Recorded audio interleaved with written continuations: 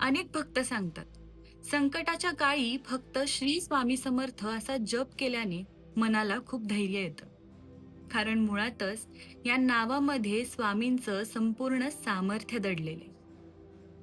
आणि म्हणूनच जेव्हा आपण श्री स्वामी समर्थ म्हणतो तेव्हा आपण फक्त नाव घेत नाही, आपण त्या शक्तीला स्मरतो जी आपल्या आयुष्यातील अनेक संकटांवरती मात करू शकते.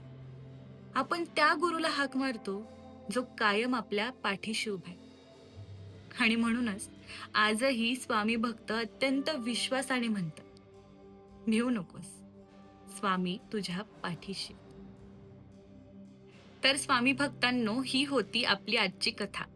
मला खात्री आहे की तुम्हाला आता समजलं असेल की श्री स्वामी समर्थ हे नाव नेमकं कसं पडलं आणि त्या नावाचा नेमका अर्थ तरी काय. मला नक्की कमेंट करून सांगा की तुम्हाला ही कथा अगोदरच माहीत होती की नाही, आणि तुमच्यासारख्याच अनेक स्वामी भक्तांपर्यंत ही कथा पोहोचवायला विसरू नका. अशाच अनेक प्रेरणादायी कथा ऐकण्यासाठी आपल्या स्वामी स्मरणच्या पेजला सबस्क्राईब करा. स्वामींचं स्मरण करत राहा आणि श्री स्वामी समर्थ नाम जपत राहा. श्री स्वामी समर्थ.